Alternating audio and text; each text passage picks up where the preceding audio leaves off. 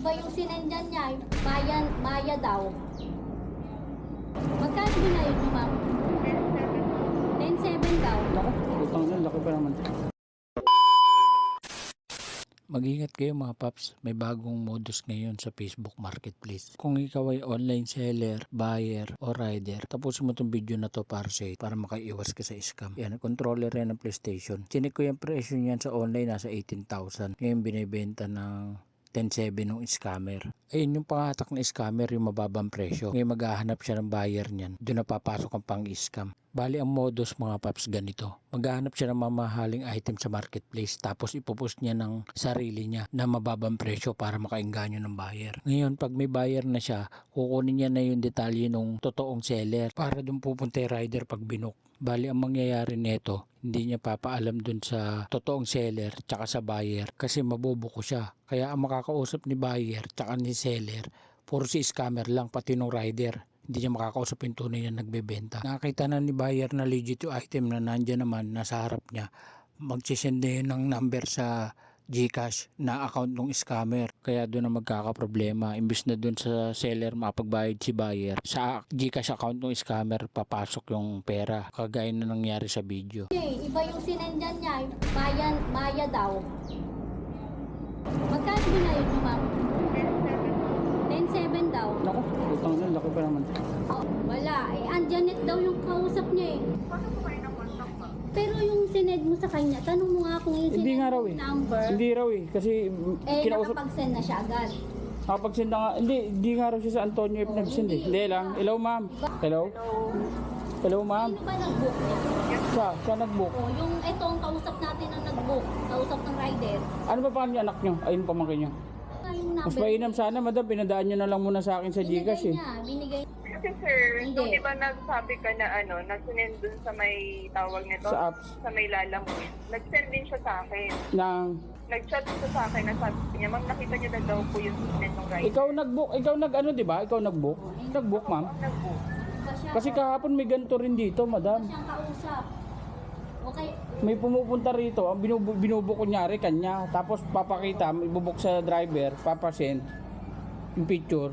Di legit. Tapos ibang ano yung bibigay. Yung payment method. Iba. Daw eh. ko, sir. Rider po ako ma'am. Rider. Ako yung binook nyo na rider. Hindi, yung Carl. Sino yung Carl?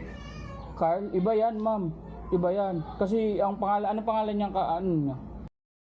Ano po nalaman, sir, na merong pipick upin na Kali may nagmi-middleman, madam eh. May nagmi-middleman dito eh. Kahapon pa, may middleman kahapon. Tanga na. Pangalawa na yan siya. Paano nila nalaman na may pipick upin dyan? Magte-text sa kanila yung ano, madam. Magte-text sa kanila yung middleman nga na nandyan yung rider sa labas. Kasi kanina pa ako rito, medyo Merong may alam dyan, sir. pwedeng ano ma'am, pero tingin ko hindi nila alam eh. Kasi ano to, madam? Bahay naman. Bahay to. Pakausap po ako sa pakausap po ako doon sa Binayaran na daw niya. Saan po? Yung tita? Kasi nasa kabilang linya rin yung Carly, yung may-ari mismo eh. Gusto mo yung nakausapin mo? Hello sir. Hello? Naririnig mo siya? Hello? Ayan. Ayun, naririnig ko. Sir, ikaw ba yung kausap ko doon sa messenger? Hindi po ako ang kausap nyo. Ang kausap ko sa messenger galing marketplace. Harvey ang pangalan eh. Harvey ang Sino po pangalan yung ng Carl kausap ko sa Baldosa? messenger. Ay, hindi ko po pangalan yan. Kahapon din. Paano po nalaman, sir, na merong pick up dyan? So, hindi pala kayo yun. Binibili niya sa akin yon marketplace. Sa siningi niya yung details ko kasi nga bibili daw niya, ipapalalapot niya. Kaya sinend ko sa Wait kanya lang, yung details ko. Kasi ipapapick up niya daw. Kaya sabi ko sa tita ko, isend sa rider yung Gcash ko para rekta sa akin. Para sure. Eh kaso sa iba po pala kayo nagbayad. Kasi may binigay sa akin dito na Maya eh. Ay hindi, wala po akong pay maya. Dapat video call po kasi yun para safe eh. Kasi nandyan naman po talaga sa amin yung unit eh. Nandyan eh. May bumibili sa amin iba, sabi niya bibili niya. So sinend ko yung details ko. Yun pala yung sinisend sa inyo. Kasi meron dito, ang name niya, Carl Baldosa. Ay hindi, ang kausap ko Harvey. Kahit i-screenshot ko po yung nasa akin po yung conversation na sa marketplace. Pangalan, Harvey. Harvey ang pangalan eh. Sa marketplace kami magkausap. Tingin ko madam ang nangyayari dyan, dalawang Facebook ang gamit niya. Isang pang ano sa'yo, isang pang ano dito sa ano eh. Oo, ganun nga yan. Tapos kakausapin ka niya ng separate, kakausapin niya to ng separate. Hindi niya ibibigay yung number talaga ng pickup. Kaya binigay ko, kaya sabi ko. Sana ma'am yung, hindi ko alam kasi na magbabayad kayo ma'am. Hindi ko alam na Paano magbabayad. kumahabol? Yung sa Paymaya na makakausap nyo dyan ma'am. Kasi ang ano, labas yun sa transaction nyo sila Lalamove dyan eh. Oo, sige. Ang pinaka-safe sana niyan ma'am, kung pinadaan nyo sa rider yung GCash, para ako na lang transfer sa kanya. Kaya sinend ko sa'yo kuya yung GCash number ko. Yun nung nandito na ako, kaso nakapag-send na siya sir eh. Nung ano kayo. Sir, ganito. Ibigay niyo sa akin yung account ng ano. Video ko. No. Sabihin mo sa kanya, ibigay niyo sa akin yung account niya mismo. Nung kausap I-chat doon. niya kamo ako. Ah, sige. Madam, paano kanya mahanap sa Facebook? Sa messenger. Ako na lang. I-send ko sa'yo, sir. Facebook ko na lang. I-text ko. Sige. Bigay ko yung number ni ma'am, tawagan mo. Text ko sa'yo. Okay. Ito ano ko. Thank you. Okay. Ang laki ng pera to. 10.7. Nakakadalawa na siya, 20 mil. Grabe.